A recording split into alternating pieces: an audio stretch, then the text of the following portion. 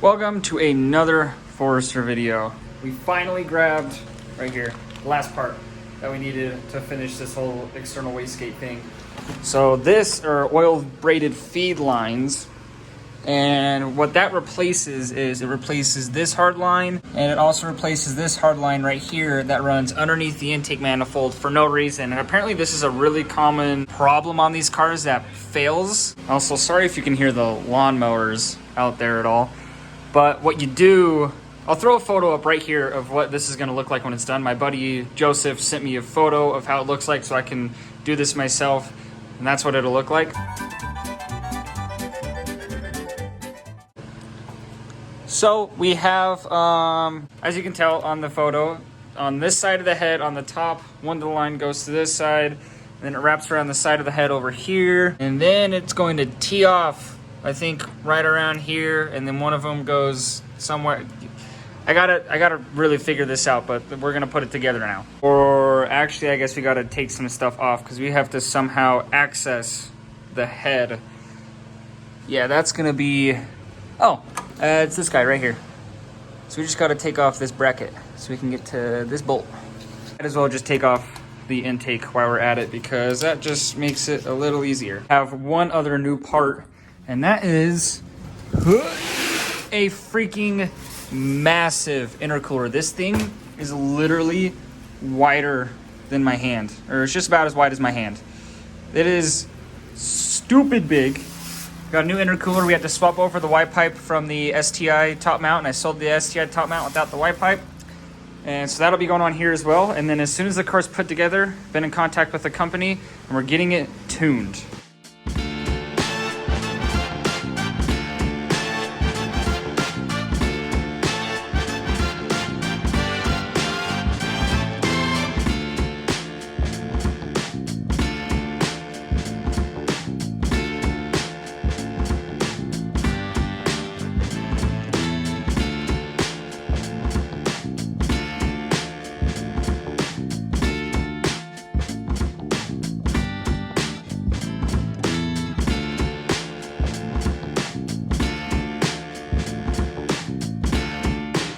Looks like we gotta take off this guy right here.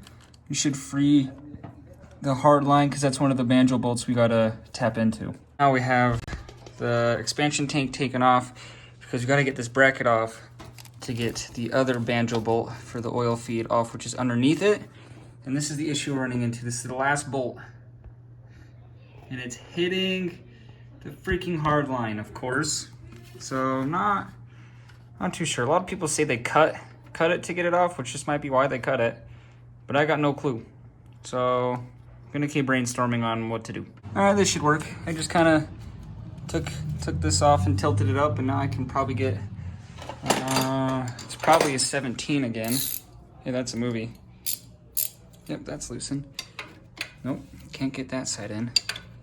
This side feels a little loose, but should be able to get it off. Just like that, it is coming off. And there we go. Bracket off, oil line off. This is now open. Sweet. Well, like most people said, I mean, this stuff was fragile. I mean, I just kind of bent it a little bit and they just snapped right off. So I have two pieces of it off from over here. So now there's nothing over here. Now I can't get this piece out. And you guys are gonna be my eyes real quick. Anything in there? See the line in there? I don't know where I pulled it from. I'll zoom in on that last clip where it was. It's got a bolt for a bracket holding it on. I'm gonna try real quick to see if I can get a wrench on that back here. A little impossible. I can't even reach it with my fingers. Gonna be upside down. Oh. Yeah, see that open hole right there? So I just broke off this front piece, this little guy. So now there's really only left is like a 4 or 5 inch section that just runs right underneath here. And then we're just gonna leave it like that. There's gonna be no more oil going through it anyways. So now we gotta throw, from the photos, you throw a braided line right through here with the banjo bolt, runs over here, and then at this back one right here, this back one is where that T fitting goes, banjo bolt goes there, and then the other T goes to turbo. All I need now is some gas and oil rated thread tape, because you never just want to put those in without thread tape. Might not leak without thread tape, but it's just to be safe, because that banjo bolt goes into here. And then that's gonna go here, wrap around the front of the head like so. I mean, you guys saw the photo that we're using as reference. You know, and then it goes to that T that's gonna be back there, and then the other one goes to the turbo. This is a way simpler system than I thought it would be. Had some gnarly rain again yesterday. This is what Utah rain looks like. Utah rain is disgusting. A cold start.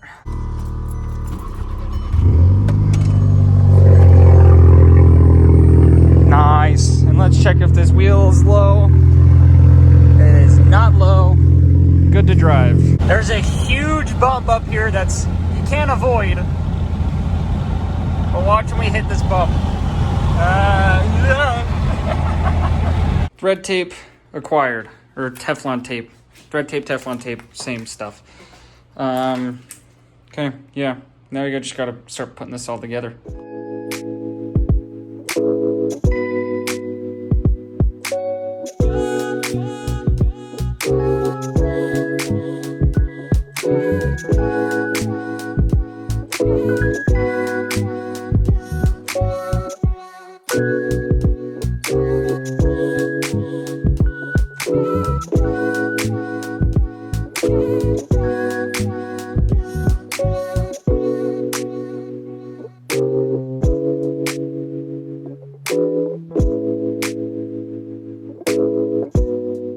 So you have this line, runs around the side of the head, back here to the T, which goes to the back of the block, into there, and then this T comes out, and we'll go on top of the turbo, however way we can figure that out. But yeah, that's how it works.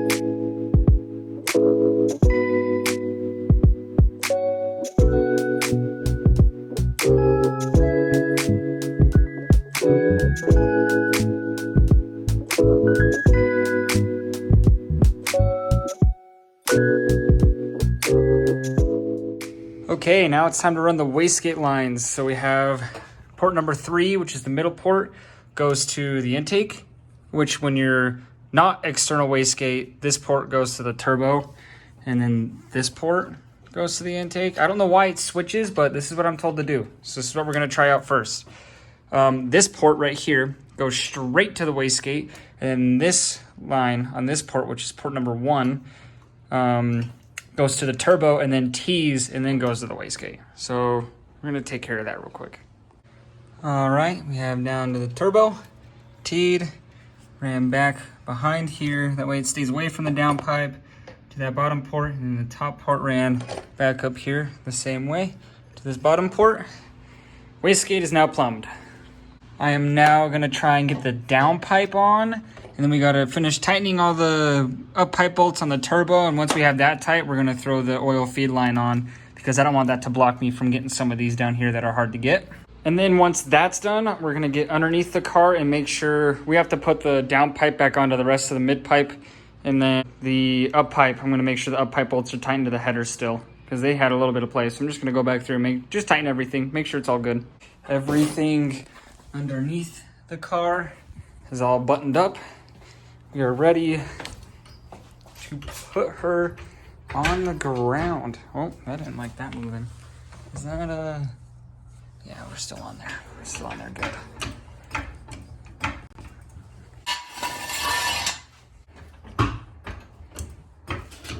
It's been on the stands for so long, the stands are stuck to the pinch weld.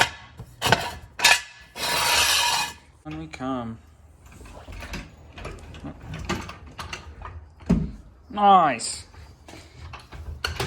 Oh boy.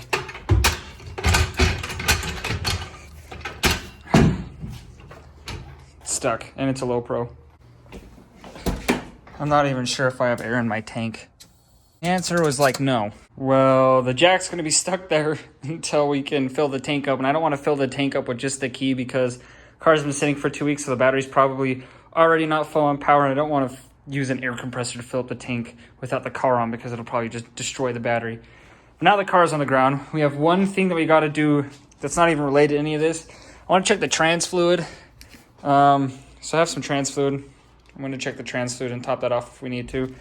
I also had to top off the clutch fluid, which was right there. That was low when we first started all this. I already did that. But now that the car's all the way on the ground, we're going to check the trans level. And that is why I wanted to check my trans level. I had a feeling it was very low, so we're going to fill this up. Definitely nervous at the moment because this should be the last piece. Oh, this is heavy and the car is low. I got this.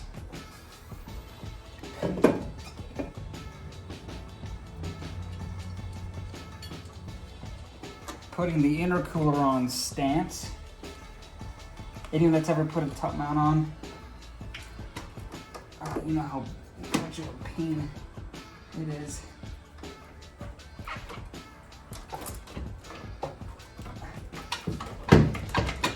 The bracket is hindering us. We're hitting the bracket and it can't go low enough.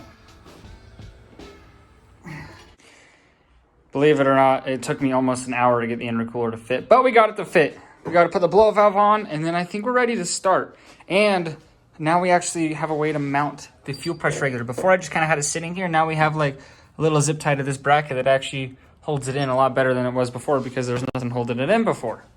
But we unplugged the crank position sensor so that way the car doesn't get spark. That way we can fill the new oil lines with oil before we actually try and start the car. So we're going to crank it over a couple times, check the level. Also got to check the coolant level because we lost a bunch of coolant from when taking the coolant lines off the turbo. And then we'll try to start.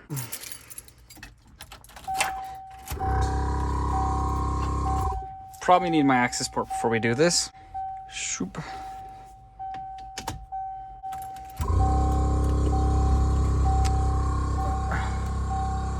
Tank is literally empty.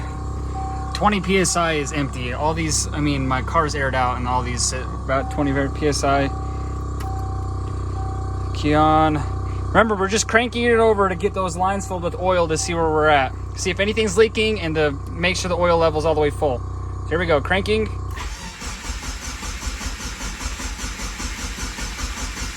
Crank for a minute. Any oil, no oil out of there. Feel around. Clean, clean, clean, clean. Wait, clean? I think we're clean. There is a puddle, but that's from the putting the trans fluid in because I spilled a lot. Because I checked that when I was doing this. All right, no leaks. You guys see? I don't see any on the camera. So we're gonna call it good. Go ahead and try and start her. This guy, this is the crank sensor. I am aware it's not tuned. The map that's on the car right now should be able to start just fine. The tune is only really going to matter when I get into boost for more power because you have a 13-pound spring in it. But at idle, everything should be just about the same. Access ports, we can watch all of that. And I ran this exact same tune on one of my old Subarus. This is an access port tune that I had on one of my old Subarus. Literally just flashed it onto this car. and I had a huge front mount set up on that Subaru with just this tune on it, and the car ran fine. It's still running today. Kid lives somewhere near here, but alrighty, fire in the hole. Yes. Let's make sure we're not leaking. Hi, Aiden. All right, no leaks. Car was running fine. There was a little bit of smoke because my fingerprints and some of the coolant got down in the up pipe and that kind of thing. But yeah, great. I'm surprised that was first try. We also topped off all of the oil. The only thing that was a little weird is when we started the car, all of these went blue, which was supposed to stay green. So I wonder if we have a short somewhere. Let's see if it does it again. Two of them. That's weird that they're only doing it some. Guys, we're gonna try to go for a little test drive here. Air fuels are looking perfect. Idle. We're not gonna be able to really get into boost at all because obviously it's not tuned for the wastegate or the spring. We're just gonna make sure that drivability is good still. So far it's drives just like it did before. All right, we're gonna give you guys a little sneak peek of how this sounds because we got low boost on right now. So here you go. Yeah, this is gonna be sick. Well, that's great in the video, guys. Next video, hopefully, will be tuned. Peace.